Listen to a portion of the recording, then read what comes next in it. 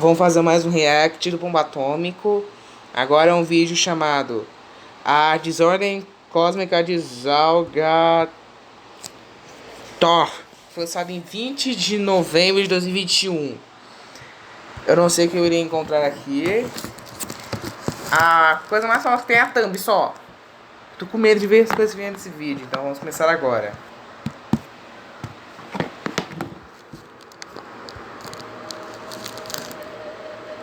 He is coming. He who waits behind the wall. He who waits to end it all. All that you know. All that you are. He will tear it apart and leave you afar. He will call on the beast to devour your soul. He will take the whole world and will make it unwhole. He comes. He who will sing the end of the earth. Such a beautiful song. What beautiful night. He awaits this night. He awaits darkness. He who waits behind the wall. He is the chaotic hive mind, eating my soul, making me unwhole. He will destroy it all. If you let him, you will let him. He will sing the song to end the earth. De novo? He is the one without eyes. He is the one without shape. He will be the one who lies. He will be the one who will reign. Through this shattered world, through my blackened eyes, through this curled fate, through this world's remise, I will sing the song. Through me he will sing the song all day long. I will sing the song, and it will go like this. Serenade the end, with the beat that you all know, the heartbeat of the earth, the song of the soul. Hold on closely to your, for it's the song's rhythm. Everyone is the drum, everyone is the song. He comes.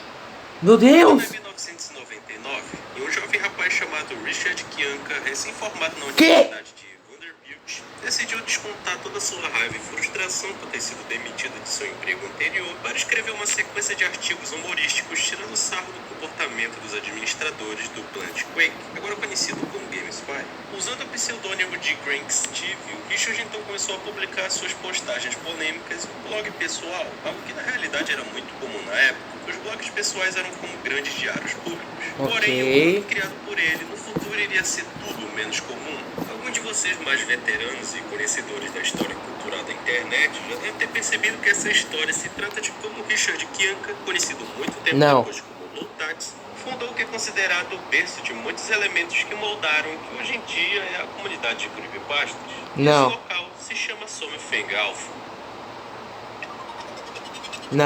Não sei.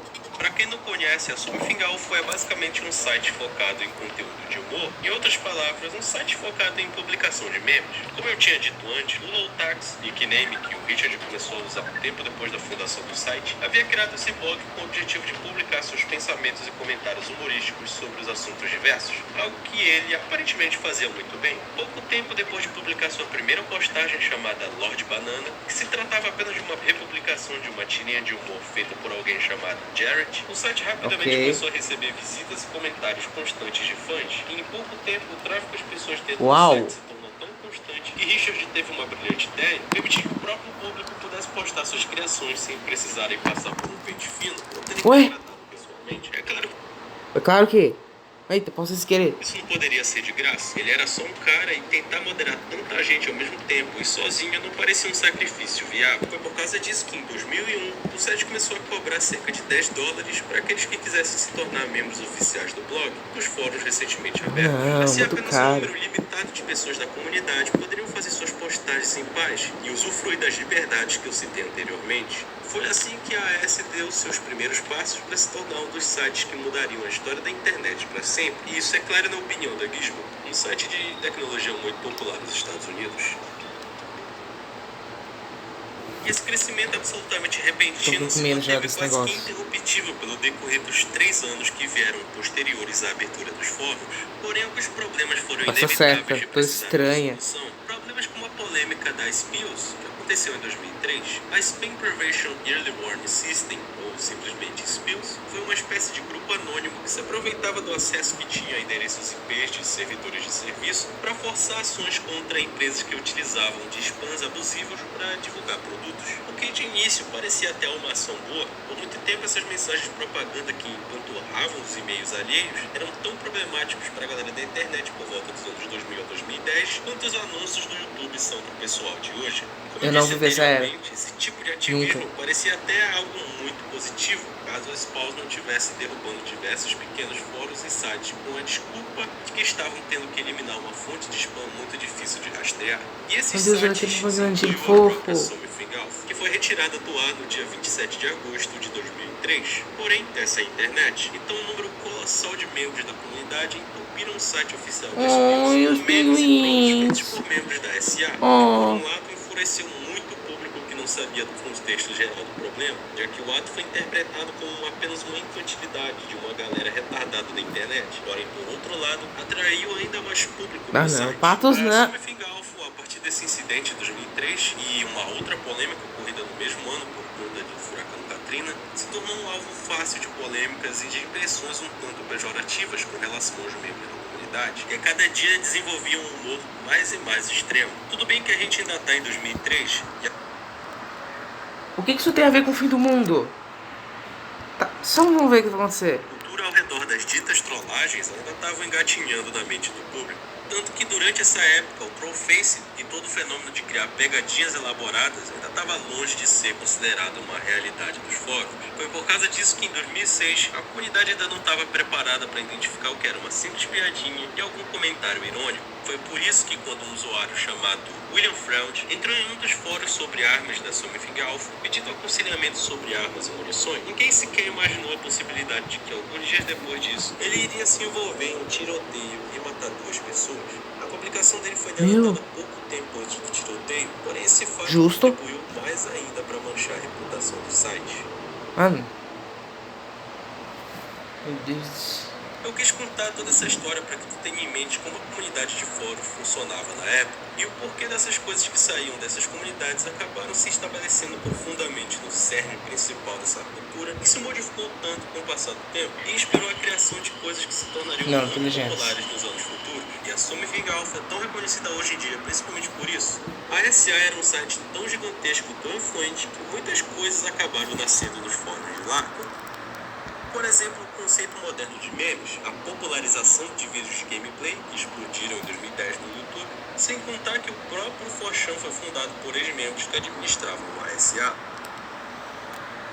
Ok, vai chegar em... Isso é um Iron Lagor, não sei Eu poderia ainda. fazer um vídeo inteiro documentando alguns fatos importantes envolvendo esse site e como ele influenciou a internet em geral, mas eu sei que não é por isso que vocês estão aqui. Como eu citei algumas vezes, a SA contava com uma diversidade quase infinita de fóruns e subfóruns com os temas mais diferenciados possíveis. Por causa disso, era comum serem criados eventos que estimulassem a criatividade e interações mais saudáveis entre os membros. Entre os eventos eram criadas competições de edições no Photoshop e alterações convincentes de tirinhas e quadrinhos antigos. E foi em 2 dessas competições que 2 dos maiores fenômenos do universo das creepypastas nasceram. Um se tornaria culturalmente influente de forma mundial, protagonizando não só uma das primeiras séries de terror a se popularizarem no YouTube, como também influenciou a popularização dos vídeos de gameplays, com youtubers levando sustos com seus clássicos jumpscares. Enquanto o outro, a gente vai falar dele agora. É o Slenderman. No ano de 2004, um usuário do Something Alpha chamado Smork publicou no fórum do site uma divulgação para as paródias de quadrinhos clássicos que ele estava produzindo na época para o seu site particular. Algumas pessoas afirmam conseguirem se lembrar que a postagem não tinha nada de especial. Apenas uma Achamos a thumbnail! personagem americano famoso chamado Art. Achei a thumbnail, aqueles algo na gameplay. Seu pai começa a dizer algumas coisas desconexas. Da gameplay, não sei o que tem a ver com a gameplay. Fez um nome?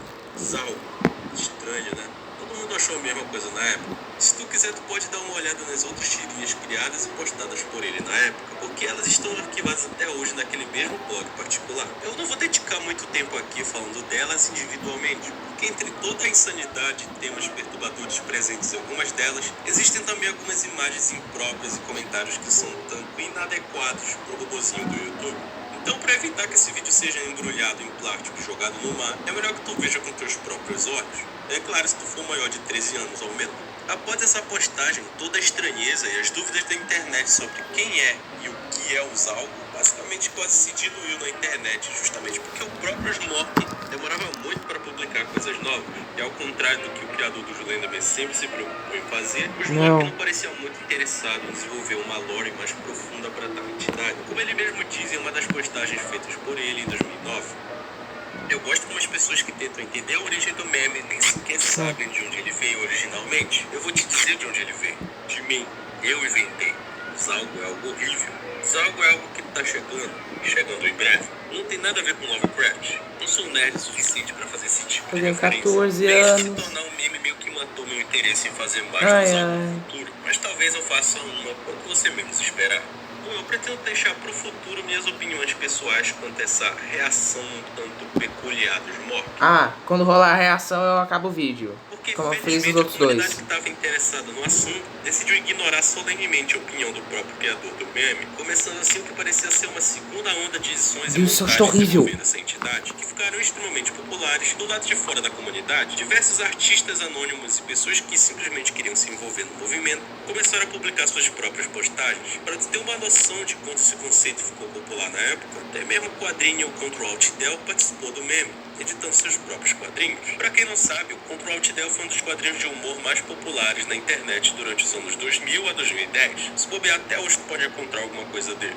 O meme basicamente se baseava no fato de que personagens de diversas obras populares, tais como as tirinhas do Garfield, Gilbert, Nancy, Peanuts, Hilda e muitos outros, estavam se preparando ou sendo um por um corrompidos por um evento causado pela inevitável chegada daquele que vai vir para proteger os seus seguidores e destruir o mundo, Zalgo. Essa corrupção basicamente acontecia de duas formas. Em uma delas, a tirinha começava com um painel relativamente normal. Não, os personagens estão agindo de forma meio estranha. E no decorrer dos painéis, tudo se torna um completo caos. Em outra, algum personagem simplesmente diz o nome da entidade próximo a outra pessoa, e tudo a partir daí se corrompe de forma grotesca e razoavelmente perturbadora. O fenômeno nessa época foi tão gigantesco que o próprio Smork, que havia declarado não se envolver mais com nenhum conteúdo relacionado ao Zalgo, coisa parecida, repentinamente publicou no dia 23 de 2011 na SA um vídeo em flash chamado Zalgo. Igual... Mano, eu vou ter medo desse vídeo chamado de flash. Vídeo de flash, mano. Até calma. Depois aquelas imagens que apareceram. Vai. E muitos de vocês devem conhecer ele justamente por causa desse vídeo, já que se criou uma mística ao Não, redor dele não de conheço. que essas imagens são tão perturbadoras que podem deixar alguém maluco, ou que tu nunca mais vai conseguir dormir depois de assistir ele. Sabe como é? Aquele típico papo de creepypasta no estilo de Suicide Mouse. Porém, apesar de tudo isso, eu vou te dizer que não é preciso exagerar tanto. Tá certo que existe algumas cenas razoavelmente violentas, mas não é nada que tu já não tenha visto jogando God of War. No entanto, meu parceiro vai ter que censurar uma coisinha aqui e ali pro YouTube não vir encher o saco. Ah, não. Não. Ah, não vou nem ver isso aqui. Eu tô ficando com medo já. Não vou ver.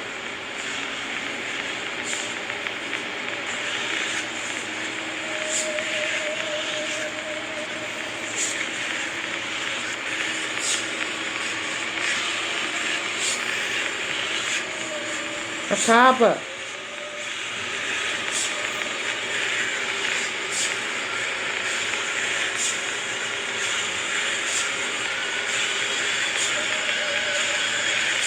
Acaba! Cadê as opiniões finais?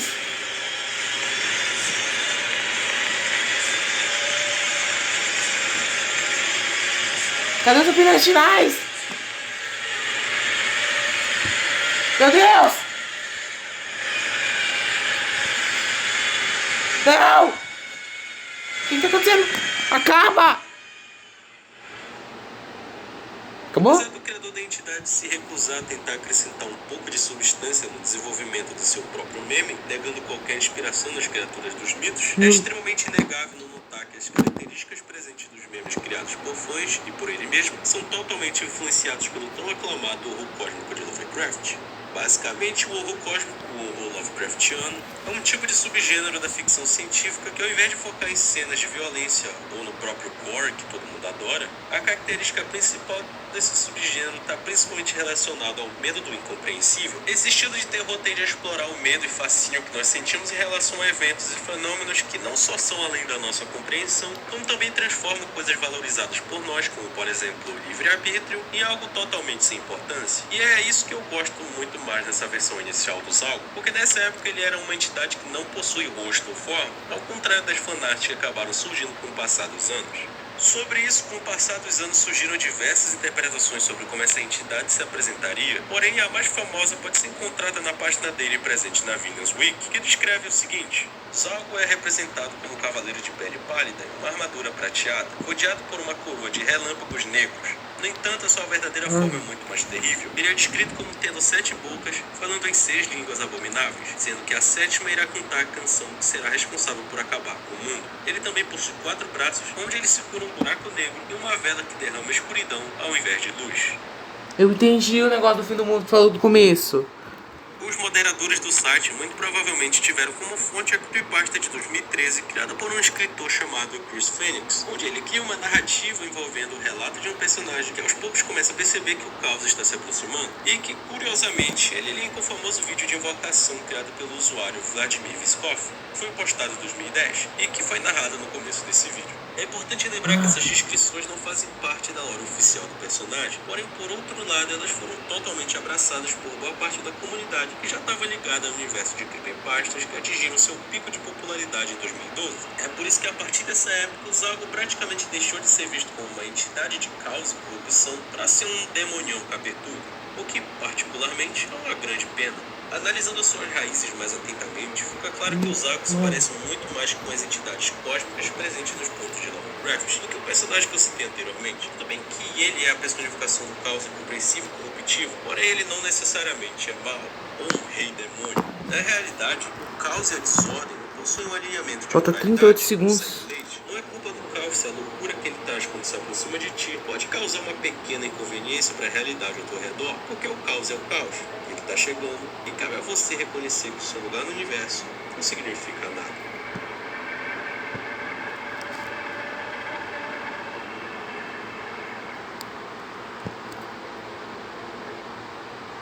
Mano, é o pior react que eu já vi, velho. Conseguiu ser pior que aquele de FNAF. Aquele da fita de FNAF feito pelo Vibe... Não, Vibe Inif não. 12 MLP, falei certo, aí. Mano, com aquele vídeo em flash... Não. Eu vou encerrar esse vídeo, espero que vocês tenham gostado, deixado o like. Não deixe o like, se inscreva no canal. Se inscreva no canal do Pão Batom também. E é isso. Meu Deus do céu, velho. Mano, tchau.